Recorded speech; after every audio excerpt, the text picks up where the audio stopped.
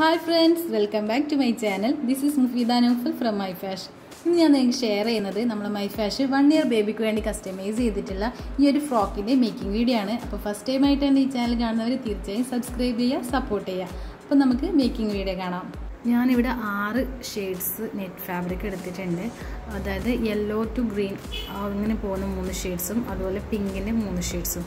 അതിങ്ങനെ നമുക്ക് കട്ട് ചെയ്യുന്നത് നോക്കാം. ഈ ഒരു ഷേപ്പിലാണ് നമുക്ക് ഔട്ടർ ലെയറിലേക്കുള്ള ഫാബ്രിക്സ് നെറ്റ് ഫാബ്രിക് കട്ട് ചെയ്തെടുക്കേണ്ടത്.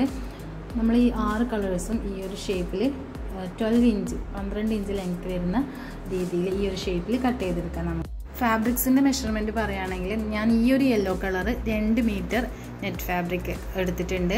അതുപോലെ തന്നെ ബാക്കിയുള്ള 5 കളേഴ്സും 3/4 മീറ്റർ അല്ലെങ്കിൽ 75 സെൻറ്റിമീറ്റർ വെച്ചിട്ട് എടുത്തിട്ടുണ്ട്. അതുപോലെ satin fabric yellow colour satin fabric 1 മീറ്ററും 1/2 മീറ്റർ കോട്ടൺ ഫാബ്രിക്കും 1.5 മീറ്റർ കൺകൻ അല്ലെങ്കിൽ സ്റ്റിഫ് നെറ്റും എടുത്തിട്ടുണ്ട്.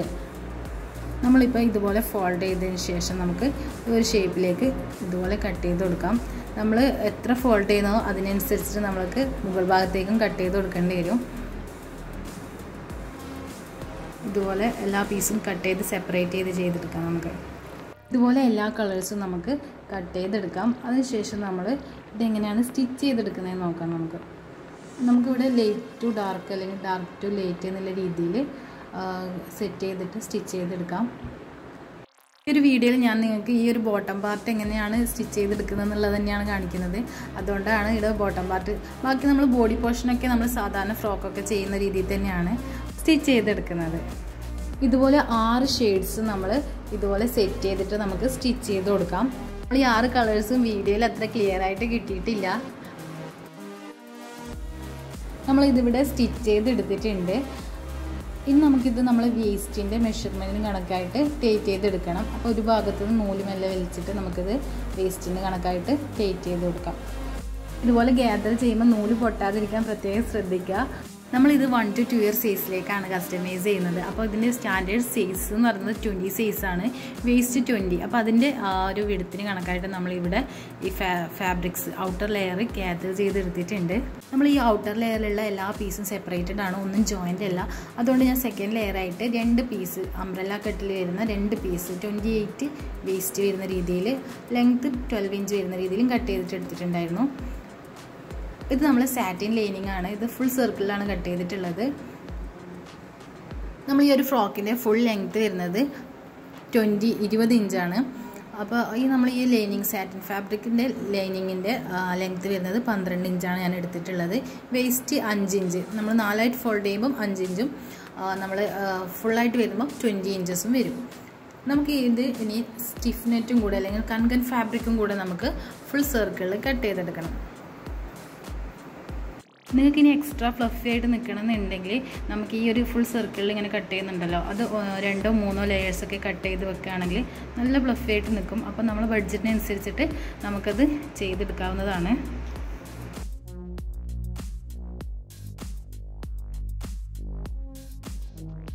നമ്മൾ ഈ സ്റ്റിഫ് നെറ്റ് അല്ലെങ്കിൽ കൺകൻ ഫാബ്രിക്കും സെയിം ലെങ്ത്തും അതുപോലെ വേസ്റ്റിൻ്റെ അളവിലുമാണ് നമ്മൾ കട്ട് ചെയ്തെടുക്കേണ്ടത്. അതിനുശേഷം നമ്മളിത് രണ്ടും ജോയിൻ ചെയ്തിട്ട് സ്റ്റിച്ച് ചെയ്തെടുക്കുന്നുണ്ട്. ബോട്ടം പാർട്ട് സ്റ്റിച്ച് ചെയ്തെടുക്കുന്നുണ്ട്. അതുകൊണ്ട് തന്നെ സെയിം അളവിൽ തന്നെ എടുക്കാൻ നോക്കാം. അതിനുശേഷം നമുക്കിതുപോലെ നല്ല വശത്തേക്ക് സാറ്റിൻ ഫാബ്രിക്കിൻ്റെ നല്ല വശത്തേക്ക് നമ്മുടെ സ്റ്റിഫ് നെറ്റ് അല്ലെങ്കിൽ കൺകൻ ഫാബ്രിക് ഇതുപോലെ വെച്ചിട്ട് ഫുൾ അതിൻ്റെ എഡ്ജസ് നമുക്ക് സ്റ്റിച്ച് ചെയ്ത് കൊടുക്കാം.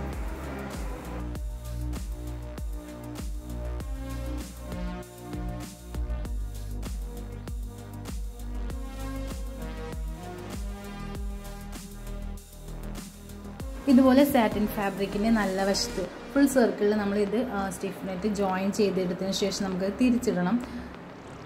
തിരിച്ചിട്ടിട്ട് നമ്മൾ ഇതുപോലെ അതിൻ്റെ എഡ്ജസ് ഒന്നും കൂടെ ഒന്ന് കറക്റ്റായിട്ട് വെച്ചിട്ട് ഇതുപോലെ നന്നായിട്ട് പരത്തിയിട്ട് സൈഡ് നമുക്ക് സ്റ്റിച്ച് ചെയ്ത് കൊടുക്കാം.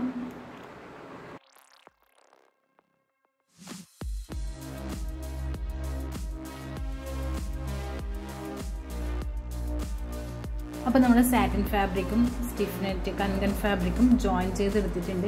അപ്പോൾ ഈ ഒരു രീതിയിൽ നമുക്ക് നല്ല ഫുൾ സർക്കിളിൽ തന്നെ കിട്ടിയിട്ടുണ്ട്. നല്ല ഉലർന്ന് നിൽക്കുന്ന രീതിയിൽ നമുക്ക് കിട്ടും ഫ്രോക്ക്.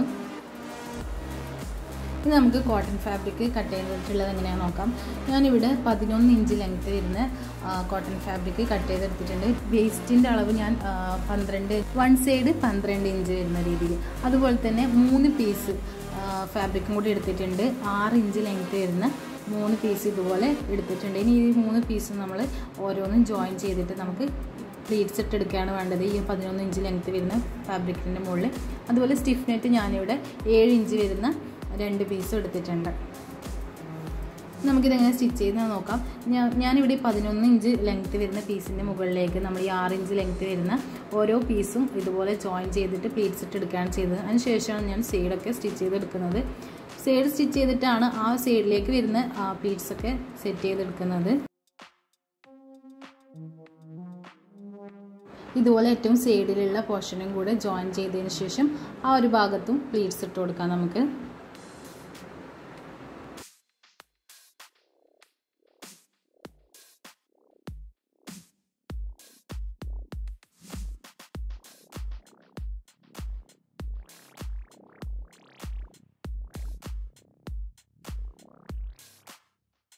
അതിനുശേഷം നമുക്ക് ഇതിൻ്റെ എഡ്ജസൊക്കെ ബോട്ടം പാർട്ടൊക്കെ മടക്കി തയ്ച്ചു കൊടുക്കാം.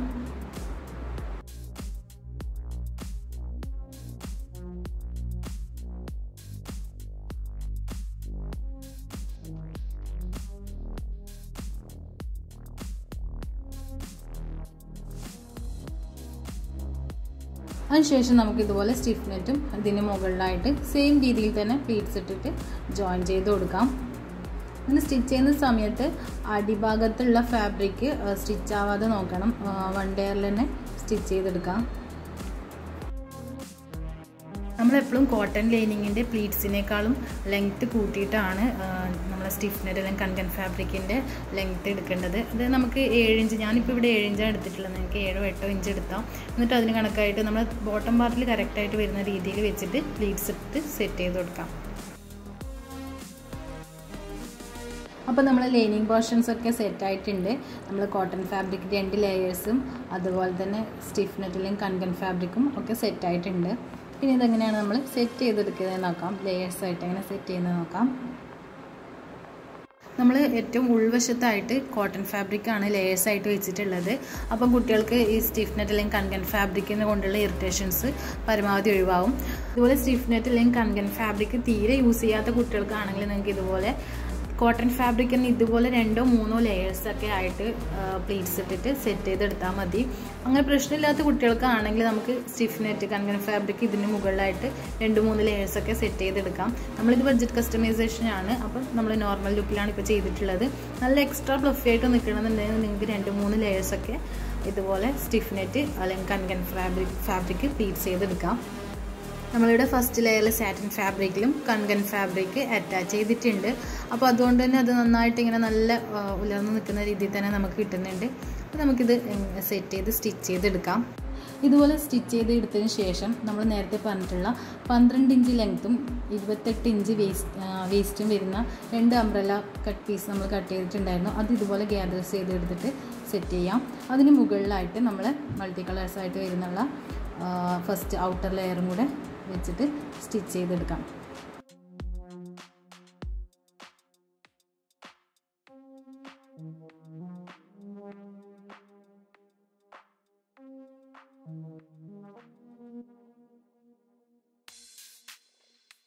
അപ്പോൾ നമ്മൾ ടൂട്ടു ഡ്രസ്സിൻ്റെ ബോട്ടം പാർട്ട് ഇവിടെ റെഡി ആയിട്ടുണ്ട്.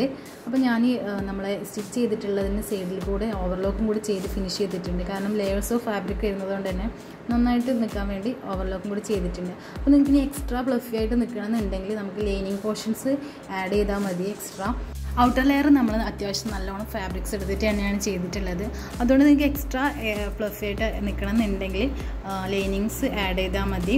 നമ്മൾ അതുപോലെ തന്നെ ഉൾവശത്ത് ഫുള്ളായിട്ട് കോട്ടൺ തന്നെ യൂസ് ചെയ്തിട്ടുള്ളത് കൊണ്ട് കുട്ടികൾക്ക് കംഫർട്ടബിൾ ആയിരിക്കും യൂസ് ചെയ്യാൻ. അപ്പോൾ സ്റ്റിഫ് നെറ്റ് വേണ്ടാന്നുള്ളവർക്ക് ഉൾവശത്ത് കോട്ടൺ ഫാബ്രിക് തന്നെ ആഡ് ചെയ്താൽ മതി. അല്ലാന്നുണ്ടെങ്കിൽ സ്റ്റിഫ് നെറ്റ് അല്ലെങ്കിൽ കൺകൺ ഫാബ്രിക് 2 3 ലെയേഴ്സ് ആഡ് ചെയ്താൽ മതി. അതുപോലെ തന്നെ എക്സ്ട്രാ നിൽക്കണമെന്നുണ്ടെങ്കിൽ ഫുൾ സർക്കിളിലും കട്ട് ചെയ്തിട്ട് യൂസ് ചെയ്യുക. അപ്പോൾ നിങ്ങളുടെ ബഡ്ജറ്റിനനുസരിച്ചിട്ട് നിങ്ങൾക്കത് ചെയ്ത് റെഡിയാക്കി എടുക്കാവുന്നതാണ്.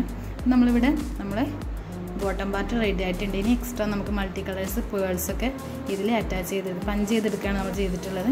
അതൊക്കെ അറ്റാച്ച് ചെയ്തെടുക്കാം.